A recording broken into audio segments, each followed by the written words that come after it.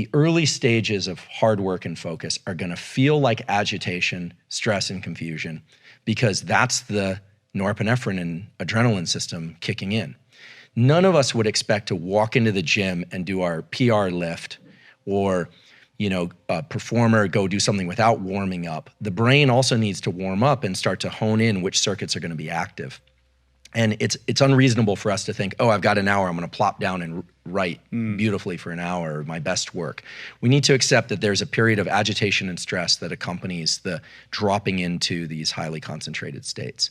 Now, in terms of the reward that accompanies the feeling that we're funneling into that groove of being productive in one regime, like for you writing this book, the dopamine system is really important to understand. So we've talked about norepinephrine kind of gets you going. Acetylcholine is the spotlight of attention. The dopamine system is Mother Nature's hardwired ancient system in all animals, including humans, to put us on the right path. A lot of people talk about dopamine as this thing that you get when you publish the book or when you get the book deal or when something wonderful happens, like your child's born. And that's true.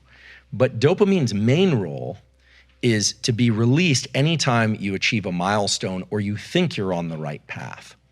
And when the dopamine system is tethered to a particular pattern of focus, remember duration, path, and outcome. So it's like, okay, you sit down, maybe you don't get much text out, but then the next day you get 800 words of really solid text and you feel good. You're like, I'm into this. What does that dopamine system do?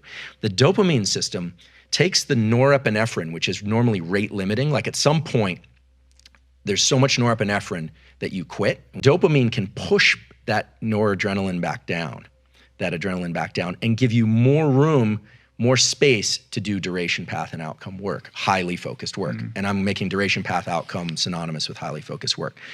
Why would this happen? So let's think about an animal. Let's think about a deer that wakes up and is thirsty. And it's wandering out looking for water. That animal needs water. It doesn't know that it needs water. It experiences agitation. The same way that a baby feels agitation when it wants food, but it doesn't know it needs food. It just feels agitation and cries, and a caretaker comes, hopefully. That deer is now foraging for something that it needs. And let's say it smells water, because deer can actually do that, and arrives at a stream and takes a sip of water. There's dopamine release then that puts it on a path to maybe a larger lake or something of that sort, or to be able to go achieve food. So when we are on the right path and we hit a milestone, dopamine is released, and it tends to tighten our focus more for that activity. This is why drugs of abuse and why alcoholism and some process addictions, which are behavioral addictions, are so dangerous, because a lot of those drugs of abuse are dopamine. So it becomes this cyclical loop where there's no other behavior that can evoke the same level of release. Right. In fact, I sort of define addiction as a progressive narrowing of the things that bring you pleasure. And I say that because it really is the way that the dopamine system works. Normally, the dopamine system is designed to be generic. It's designed to get me to do lots of things, social interactions, work, exercise, all those things.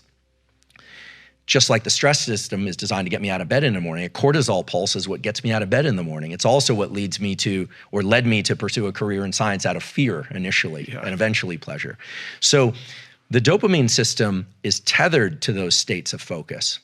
And it's what Mother Nature designed so that the neural plasticity would occur and you would want to continue those behaviors again in the future. That deer needs to know and remember and create a memory, not just of where that stream is, but the process of, when I feel that agitation, I'm gonna get up and go down this particular path. Right. And so people think of the dopamine system as this kind of like catch-all for reward. Oh, you get likes on Instagram and it makes you feel good.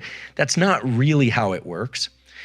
And the important thing to understand is when you start getting a convergence of norepinephrine, so that level of agitation, duration, path, outcome, acetylcholine, and dopamine, now you're starting to wire in the behaviors that make people really good at certain things. What this means is that for any of us, success in any endeavor is very closely related to how much focus we can bring to that endeavor. And the reward system, you start to realize, is entirely internal. No one's coming along and cramming dopamine in your ear or dripping it in your brain. It's all internal. And this starts to bring us into the kind of like discussion around mindsets. The discovery of growth mindset was of these kids that actually really enjoyed doing problem sets that they knew they couldn't get right, But for them, they would get this like dopamine release from just focusing on the problem. They like doing puzzles they couldn't get right. It sounds crazy, but inevitably those kids are very good at puzzles and very good at math and these kinds of things. So growth mindset is, I believe, if it's sort of a neuroscience lens on growth mindset, would be that the agitation and stress that you feel at the beginning of something and when you're trying to lean into it and you can't focus is just a recognized gate. You have to pass through that gate to get to the focus component. And then if you can reward the effort process, you really start to feel joy and low levels of excitement in the effort process. That's that buffering of adrenaline. That's that feeling like, yes, I've got a lot of adrenaline in my system, but I'm on the right path. It feels good to walk up this hill, so to speak. And when you start to bring those neural circuits together, you really start to create a whole set of circuits that are designed to be exported to any behavior you want. So if it's writing a book, great. If it's podcasting, great. If it's building a business, great. If it's building a terrific relationship, great. Then the circuits that Mother Nature has designed are incredibly generic so that we could adapt to whatever it is that we need to do. And I think the misunderstanding around how these circuits work has led to this idea that there's some secret entry point, maybe marked flow on the door, and there's a trampoline up to that door, and you just open that door and you're gonna be in it. Right. And nothing could be further from the truth. And anyone who's done well in any career or athletic pursuit knows this, but unfortunately, there's a kind of obsession with the idea that it's all supposed to feel good. And it does feel good, but there's a whole staircase in which it feels kind of lousy.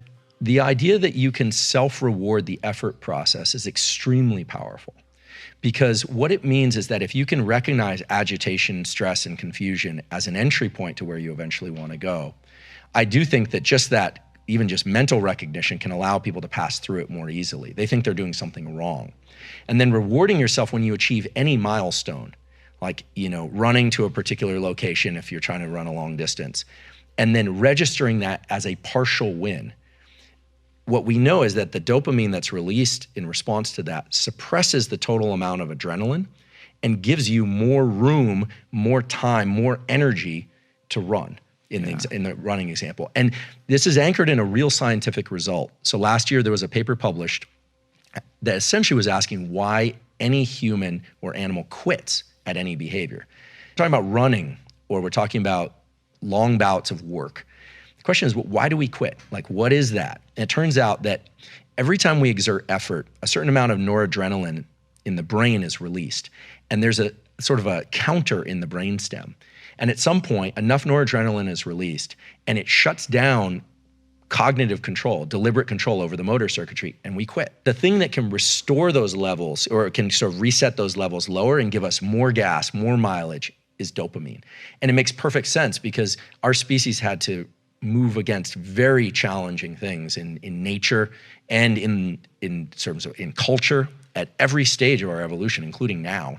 A good example would be if you're really slogging it out and things are miserable. Just think like the worst family vacation, everything is a disaster, or a very hard physical event, and someone cracks a joke, you almost immediately feel a sense of relief. You see this in the team that wins the Super Bowl. Both teams slogged it out. You have to believe they were both at max effort the entire game. Look at the team that wins. They have extra energy. They're jumping all over the place. So it can't be physical energy. It can't be glycogen related. It's not ketone related. It's nothing in the body in that sense. It's dopamine's ability to take that level of norepinephrine and smack it back down. And so we can learn this, right? I mean, I think this is where there's real power, like in your story, or the story that I'm familiar with from your book, like the ability to push through those pain points is something that we really can export to other aspects of life because it's the same neurochemicals that are involved. So when you get to a particular location, or maybe I recall, a portion where you're feeling lousy, you're injured or you feel like you're hurt, and you can reframe it mentally and think, I'm actually still on the ladder. I'm still holding on to a rung. I know at least that much. I'm still breathing. I know that much. And the lift that we get is not some psychological pump up. It's a neurochemical thing. It's dopamine suppressing norepinephrine and saying, you're on the right path. You can keep going. It's a permission to keep going. And we grant that permission to ourselves. No one grants that permission to us. I think one of the other kind of misconceptions that we want to dissolve is this idea that external rewards can actually propel us down long paths of success and high performance. They can't. But I have a friend from the SEAL teams, and somebody asked us recently, we were given a talk, and somebody said, how can I make sure that I continue to self-reward and I'm not driven by these external rewards? How can I continue to have that drive? And his answer was very good. He said, give away all the external rewards. There's a famous Stanford study done at Bing Nursery School. They did this study where they looked at kids that liked to playing during their recess. It's all recess in nursery school, but they're drawing, and they took the kids that really like to draw, and they started giving them little gold stars on their drawings. And then they like the gold stars for a kid, that's an extrinsic reward. And then they stopped doing that, and the kids stopped drawing.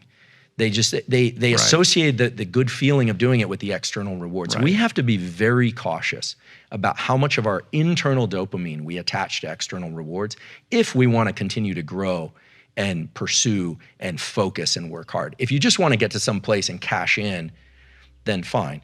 But most people find themselves in a pretty miserable place because their dopamine was so attached to external rewards, they need more and more. One of the most powerful things that any person can do is to learn to control this idea of duration, path, and outcome and attach an internal sense of reward, just that you're doing well. To reward yourself mentally, just say, I'm doing well, I'm actually on the right path. To do that, inside of the demands that come from the external world, the more often that we can self-reward some aspect of the process, provided it's in the right direction of what we're trying to achieve, the more energy we're going to have for that, the more focus we're going to have for that. And remember, the reason I say energy is that limiting amount of noradrenaline is constantly being kept at bay. You're literally buffering the quit response. And so when people start realizing that if they set the goals inside of the larger goal and self-reward each one of those, they essentially have an infinite amount of energy to pursue those goals. They have an infinite amount of focus to pursue those goals.